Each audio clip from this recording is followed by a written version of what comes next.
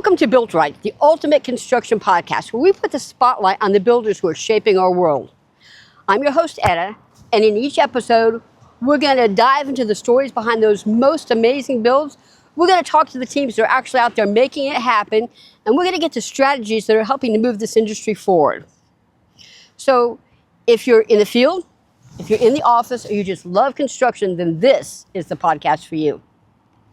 Today, we're going to go inside and we're going to talk to Nathan Carlisle.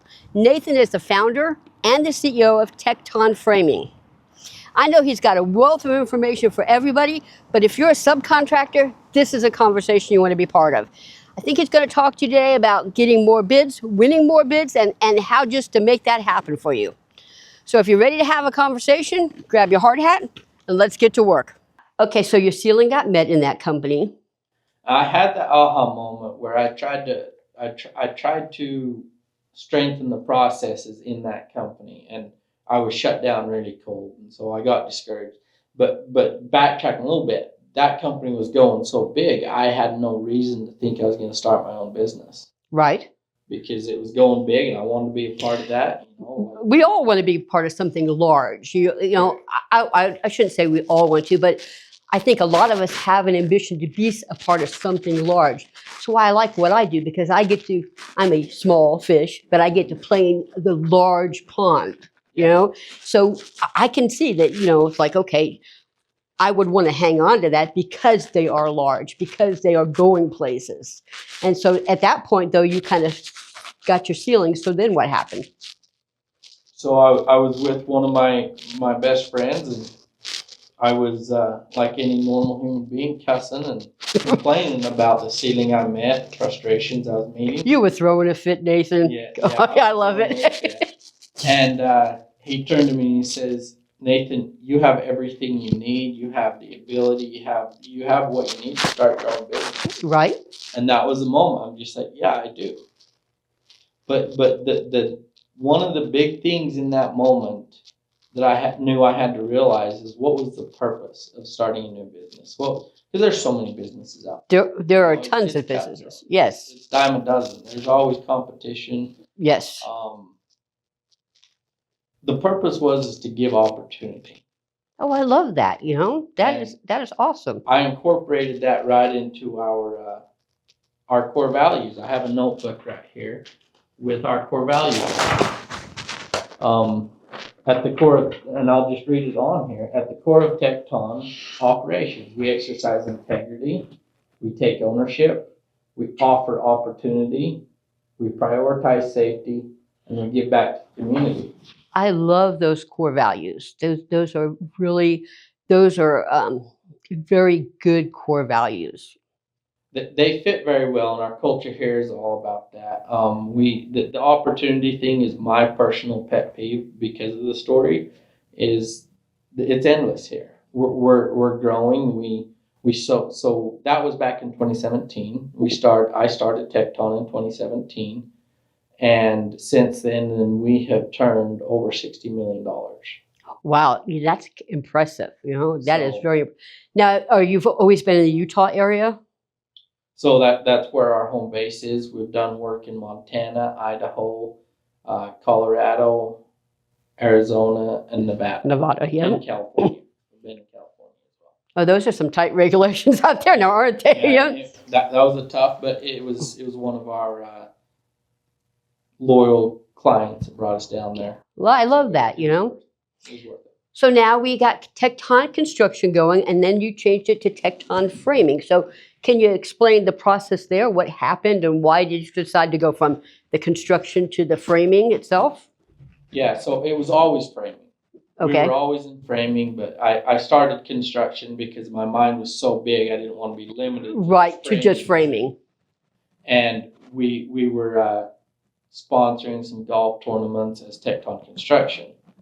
And every person that came through and teed off wondered what we did. Like, you TecTon Construction, but what do you do? Right. And it wasn't until then it just clicked. Well, if I was just TecTon Framing, they wouldn't have to ask that. Right. They would know exactly what it is you do, right? So lesson in marketing, actually state what you do in your name, and it eliminates a lot of questions. It does, doesn't it? Because It's very interesting because that is so true. You know, I fly a drone. Guess what's in my name? Yeah. Drone, right? There's no question what I do, right? You know, so there is no question in TecTon Framing what you do. So now we're in framing, and you guys have done an amazing amount of business. You know that 60 million. That's a lot from 2017 to now.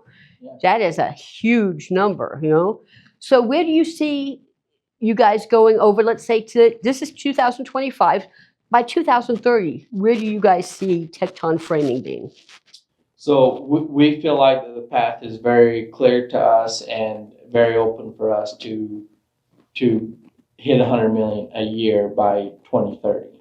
That is amazing. I love that. You know, and for that, we're going to be in a couple different markets. We're going to continue to grow in the markets that I just stated, the Western United States, really. But we're on the road to try to get into the Kansas City, the Missouri market, nice. the Midwest, there, Mideast, whatever you want to call it. And so that will help us grow our market. Well, outside of Missouri, are you looking to go anyplace else? That will be the headquarters of that division, right? And then we'll just grow out from there. So wherever there's work in the surrounding states. Nice. You know, Missouri has a lot of growth happening right now. Yeah. A lot. I've got one of my friends who will fly for us. He's in Missouri, and he's always talking about the construction out there. In fact, he just did a Buc-ee's out there last year. You know, I mean, Buc-ee's are everywhere. Have you ever been to a Buc-ee's? Yeah, I have. Okay. Until last year, I never went to a Buc-ee's, and now I see a Buc-ee on, like, I drive down the road. Oh, there's a Buc-ee's. I drive down the road. Oh, there's a Buc-ee's. They are expanding so much, and then he was talking to me about how Missouri is just expanding. You know, a lot of industry going into Missouri. I have there is a friend that I used to work for before I worked for BZI, which is the large nationwide. That he's in steel as well, and he has a huge market share over there in Kansas City. There, that's nice. He's doing big things over there. So the market's great over there. It is. So let me ask you a couple of questions. I see you gave me some talking points. I love that. That way I don't have to use mine. All right. So you were talking here about the overcoming mindset. You know, I grew up in a household where we don't believe in thinking that you're the victim. You know, you're not the victim of society. You're not the victim of the teacher because you got a bad grade. You're not the victim of your boss because you got in trouble because you were to work late. Victimhood is not an excuse. And I believe that for you, by just looking at some of the things, that victimhood is not an excuse either, right? No, it's not. And, you know, a little bit about, and this is where I become the interesting story here is I grew up in an organized religion called the FLDS. It was an offshoot of the LDS. Okay. And it was a very cult-like, just do researches on the FLDS. And as you grow older and you want to expand, they were very bottling. Oh. It was very bottling, so if you left outside of that, you were apostate, a lot like the LDS. Like you were off limits. Like right. Nobody talks to you. You're kind of shunned, right? Correct. All right. Correct. Okay. And so as more and more people grew out of that religion, then they all of a sudden was the victim of what that religion did. Victimhood at its best, yeah. Right? and so that was one advantage I had was my mindset of I was not a victim of that organization or of that religion, of that cult. I took all the lessons, and that's where I learned to work hard as a young man. Right. And I just took the lessons I learned from there. A lot of it was what not to do. Right. In life. You know, that's important. People think that the lessons are about what do you do, what should you do, what have you done. A lot of times the lessons, the important lessons in life are, this is where I made my mistakes, and this is what I should not do, and this is what I don't want to do. So the invaluable lessons come from there. So I'm gathering that those are where you got some really invaluable lessons, correct? Absolutely. And, you know, interesting and jumping back and forth here, but the CEO of BZI I would hit him up because I give credit where it's due, and he taught me a lot in my tenure with BZI, and that's the large Right. steel company. And I gave him credit. I texted him and I said, "Thank you for all you did." And he says, "Don't kid yourself, Nate. I know you enough to know that you learned more what not to do." Right. Exactly. Yeah. And it was half true, but he's doing a couple $100 million a year. You have to give credit where he's done, and what he's done is great. You do. You have to give credit where it's due. Unfortunately, you know how many people don't give credit where it's due? They forget that lesson They forget it, and it comes back to them every single time, and it bites them in the rear end. You know what they say. You know what burns me? A fire about 3 foot tall. That's exactly what it does. Okay, so so you don't have that because of how you grew up. You don't have that stigma that a lot of people, or okay, let's call a spade a spade. The excuse that a lot of people use for why they can't succeed, Correct. Why they can't become what they want to become, why they are not living the life that they want to lead. Right? You have very much taken those lessons to heart, and you've turned them into an amazing business. How many people would you say you have working for you right now? It comes and goes because of the way that our market is, and we hire sub crews. Our wonderful people to the south, Right? Whatever, our Hispanic crews. But any given time, we'll have from 50 to 150. Our max was 175 at one time. Wow. And you realize how much opportunity you're giving those people, Exactly. And it ties back into that opportunity. Yes, exactly. It really holds true to my heart. So you're a subcontractor then, correct, for a general contractor, right? Correct. All right. So how do you go about the process of maybe bidding for a job or saying, I'm interested in that job? How do you go about it? What is your process? So we're a well-known framing company, and so we get a lot of solicited or non-solicited invites. Right. And I don't. Number one thing is I don't just send a bid to send a bid. I send a bid with the intent to get the job or intent to know where the market is. Right. So if someone hits me up for a bid and estimate, the relationship starts. Exactly. Every one of them I've taken to lunch, or I've had an in-person meeting with them to get to know them. And I love that because it is so important. Most people feel that a subcontractor just works for the general contractor and they're there to do the job and that's it. You are looking at it differently. You're building a relationship with that general contractor. You're building a relationship with that company in order to have not just this business, future business, to assist them as they grow and also to grow yourself. I love that mindset. Too many people don't have that mindset. Would you not agree? Absolutely, and it's it's an undervalued and in a lot of scenarios, it's even unheard of to try to create that personal relationship with the estimators. Right. You need them on your side. If you're sending them a number, first of all, you took the time to look at their job. You took the time to do a takeoff if you're doing it accurately. You took the time to get them a bid. Right. And you need to figure out a way to not make that a waste of your time. Because so many general contractors and with the help of subcontractors will waste each other's time. Right. It takes hours and hours, and sometimes depending on the job, it takes days to put an estimate out there. It's funny. You don't think about that. You don't think about how much time goes into the process of you submitting that bid, and then how much time on the general contractor side is involved. I don't think a lot of people think about the wasted hours and the wasted time because you're not getting paid for that. Correct. It is purely your time. Oh, and the subs are paying their estimators. Right, I know. But I'm saying you're not getting paid for that, though. So, I mean, that is an amazing thing. So, for anybody else out there who is a subcontractor like you, okay, maybe your size, smaller, I love business. I love the mom and pop businesses. I love your story. I love people like you who start a company because I believe that I love the large companies too, don't mistake me, but I think it's the middle companies and the smaller companies. We are the backbone of America, in my opinion. Absolutely. And I love that. So my thing is, to the next guy out there who's watching this, and he's a subcontractor in any field, and he's trying to make his name, trying to make his mark.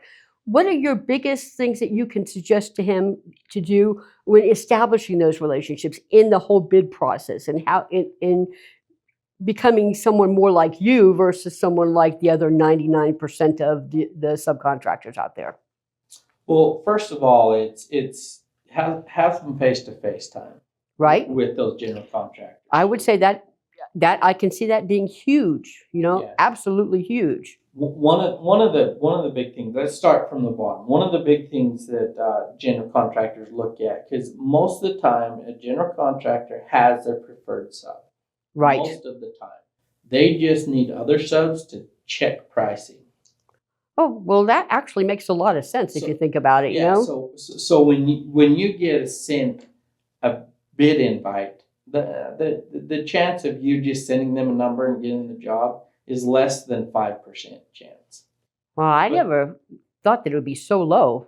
It's crazy low because all these general contractors, especially if they're big and they're noted, they don't need you to do the job. They need you to check the pricing of the person that they already in their mind Are going to do that job.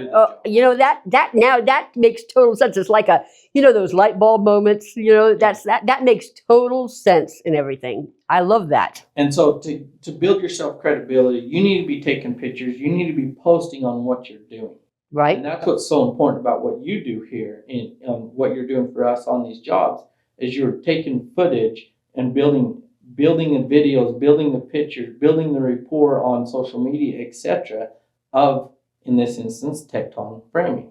Right. Yes. And so now when you get that bid invite, send them some proof. Send them a link, LinkedIn, whatever it is, your website. Our website is full of our customers who we work for, projects and that. So first of all, you need to build the credibility before you have the face-to-face because it will eliminate a lot of wasted time on getting to know, is your capacity correct? Right. Are you for real as a subcontractor? But they're not going to fight for you if they don't know you personally. That makes a lot of sense. You don't think about those things.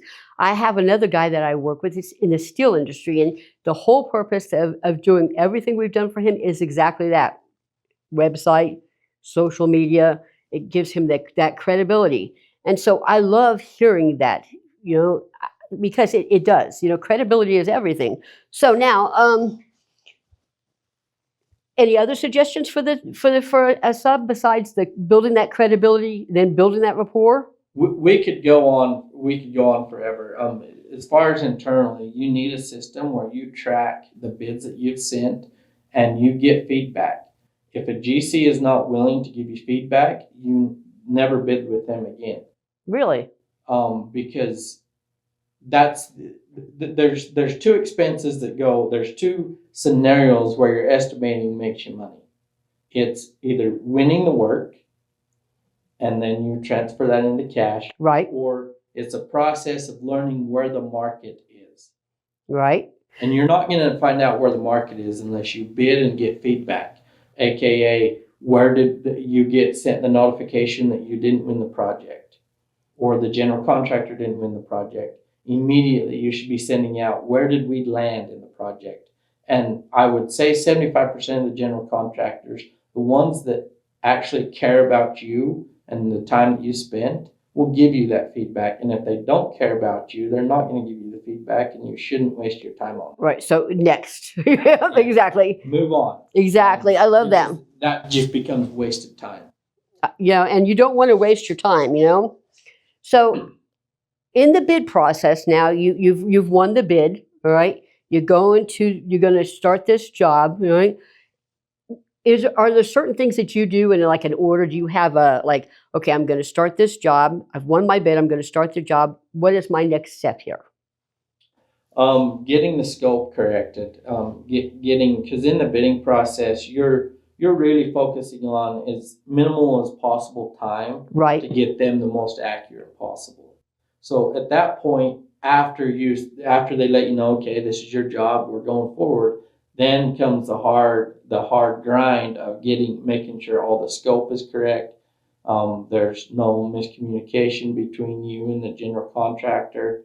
You really need to delve deep into what it's going to look like, which in our industry, in my company, we call it the pre-construction negotiations.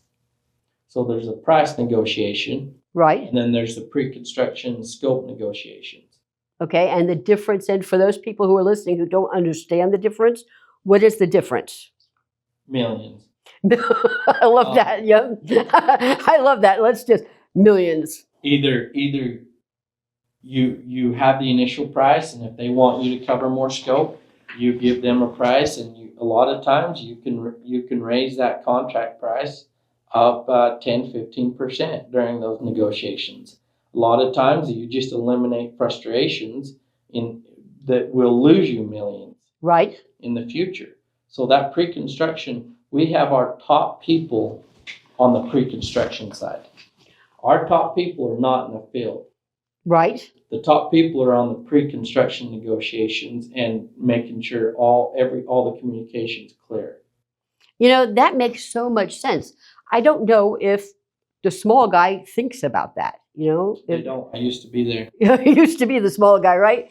So how did you get to where you started thinking about that? Now, I know this is maybe something hard to answer, but when you used to be there, from there to here, how did you get from there to here? Where you used to not think about that to now that is your primary focus? There's so many projects. In the beginning, I lost hundreds of thousands of dollars because of this.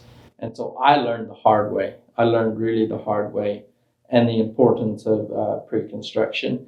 And that's my whole thing on one of my core values is community, giving back to the community. In this world, it's a community of subcontracting. Right. And so one of my offsides that I do is I help subcontractors create a process around just that.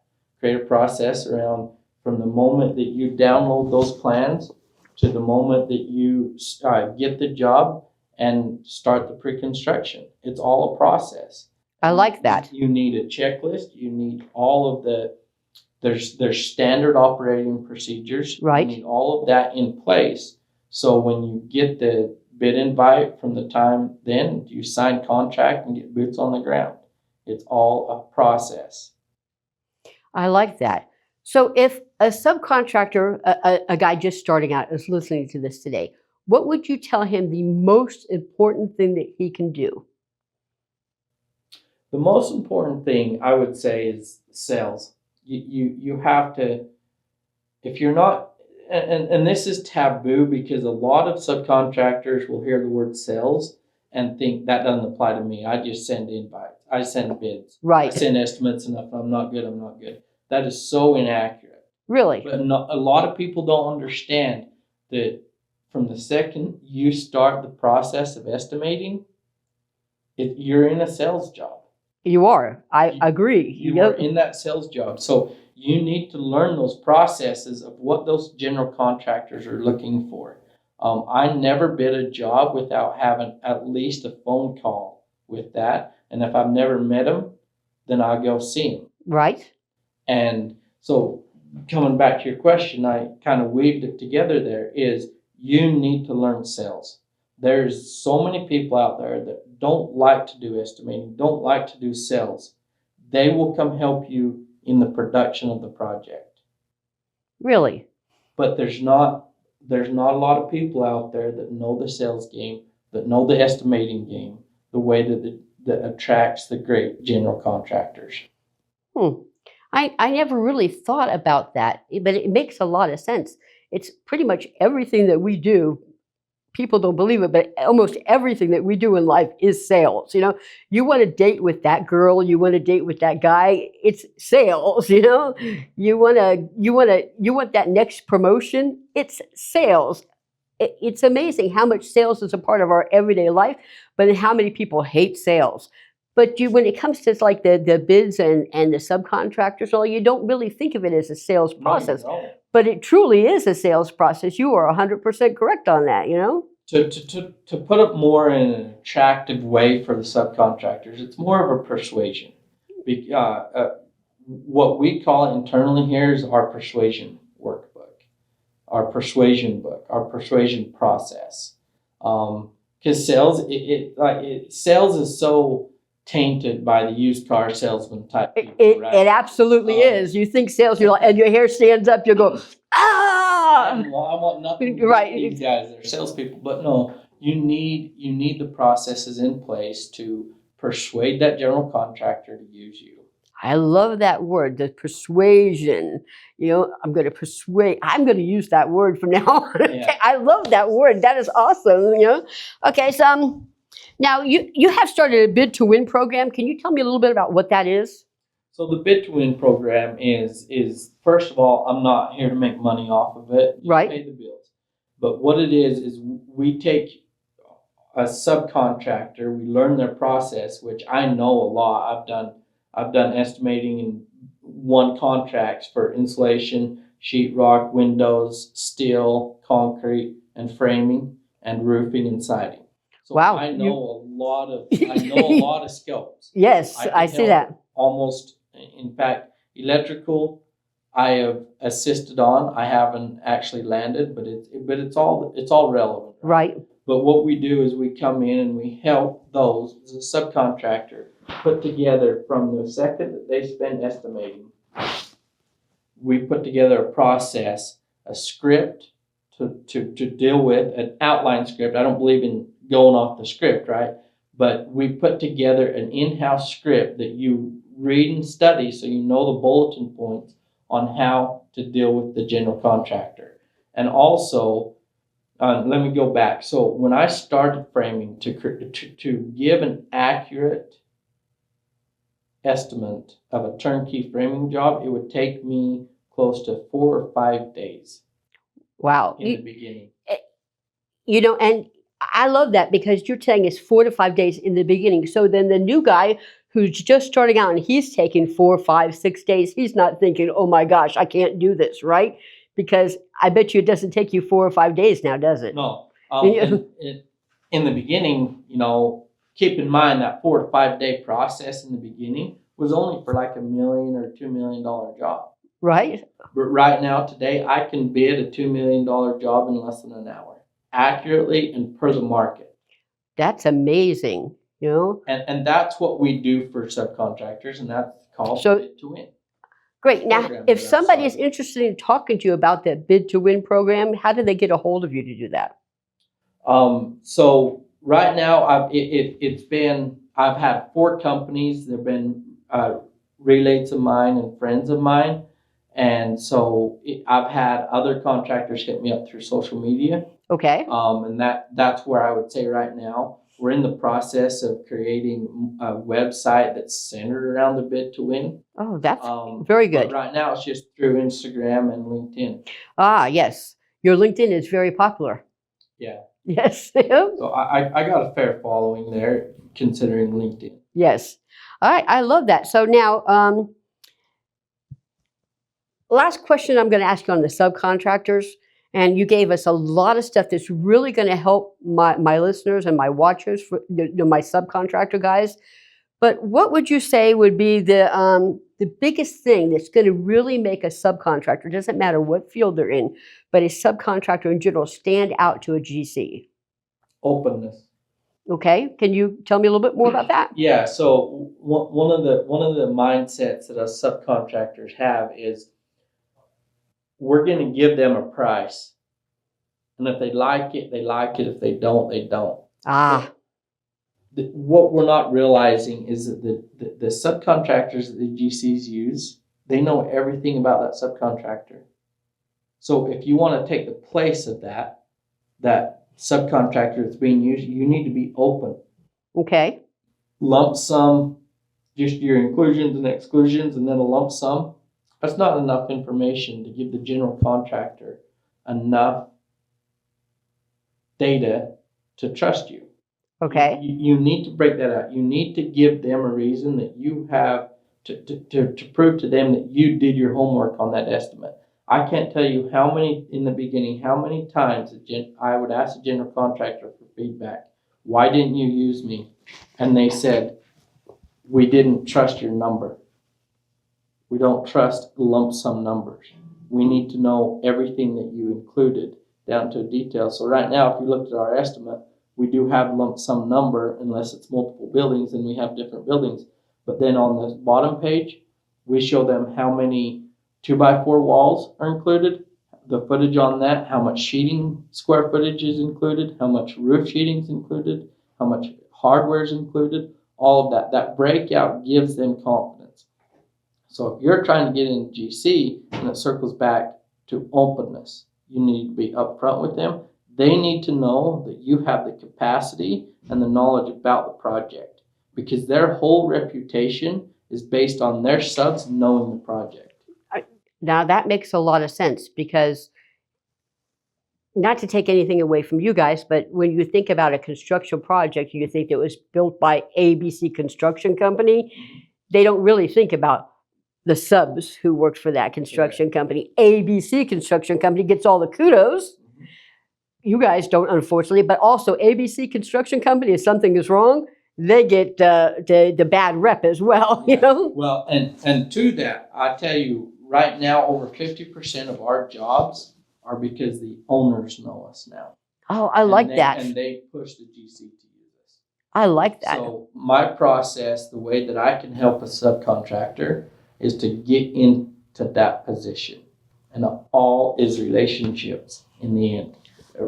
In the beginning, they're not going to look at you. Like, it's going to be hard to set up meetings with some of these general contractors. Because you're nobody, right? You're nobody. You're knocking down their door and they don't know you from the guy standing behind you. So just tell them just to keep at it, right? Just keep going. Keep at it. I'll tell you, my first, it was a $3.5 million job, labor only, which I don't do very often anymore. It's not worth my time.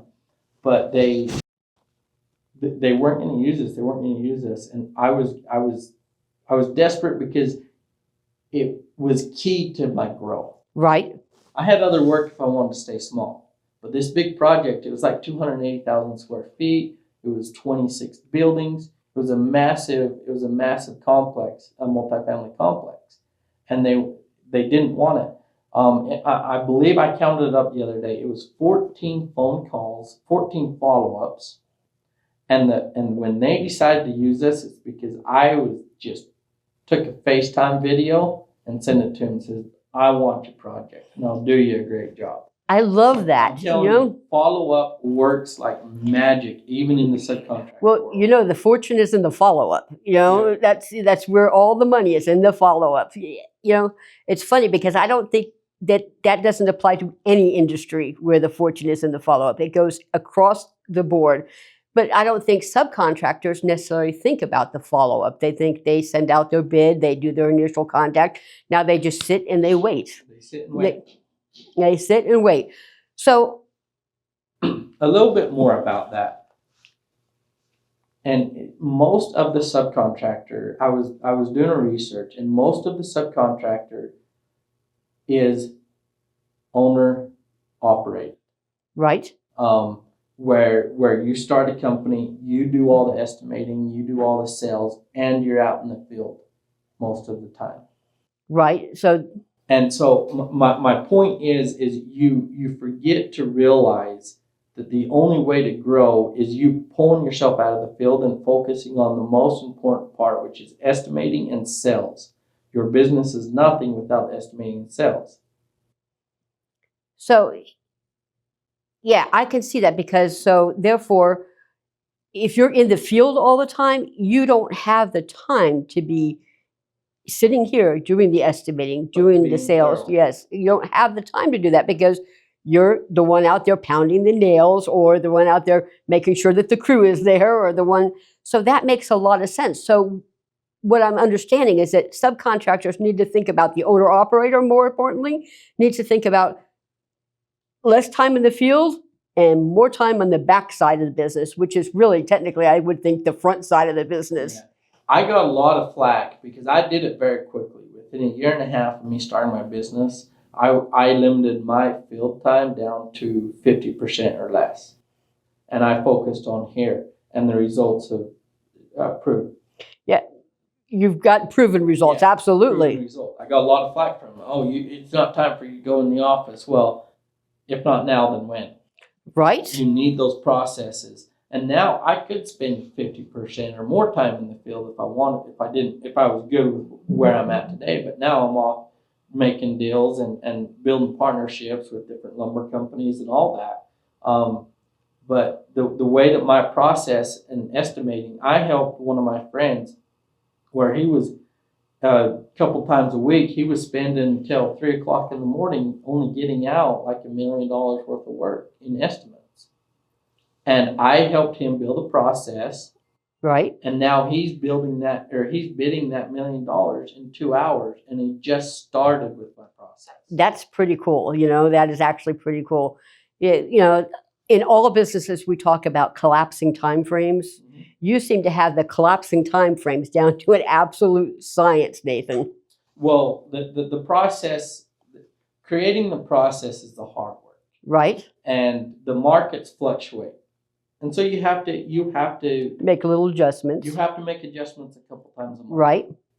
But you're still able to produce bids. And in this world, I know bids don't convert to actually contracts and profit yet. But if you're not getting a high volume of bids out, you're not getting a high volume of contracts. Right. Because you have to bid to get a contract. So if you could collapse the estimating time by 10 times quicker, your ratio of winning how much work you're going to win is going to go way up.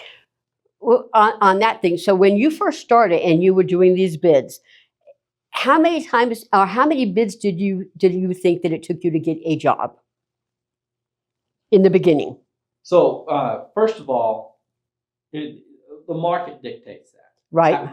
There's 2 years ago we had 3 or 4 competitors on a job. Now we have 12 or 15. Of course, yes. And during those times, 2 or 3 years ago, we were closing 10 to 15% of our bids. Okay. But now it's down to around 5%, 5 to 8%. All right. So therefore, if a guy who's a new subcontractor, he's out there and he's doing bid after bid after bid after bid and not getting, maybe getting a job here or a job there, and he's doing, maybe closing 5 or 10% of his bids. What would your advice to him be right now? If he's watching this, she's watching this right now, your best advice to them outside of everything we've learned, the one other piece of advice that you want them to have put in their pocket so that they can just keep going, what would that be? Get feedback. You have a lot of bids out there. I've got feedback from jobs that I bid a year ago. Okay. So if there's one thing you need to do is go back 6 months and get feedback on all the jobs that you bid. Okay. I would think that the average subcontractor has 90% of their bids that they send out, they don't got any feedback yet.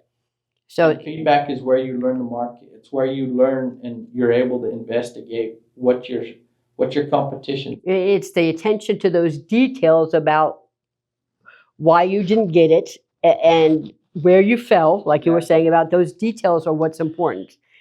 That's what I'm understanding, correct? Correct. And like there's what you want to do a job for, right? And there's the actual price that job goes for, right?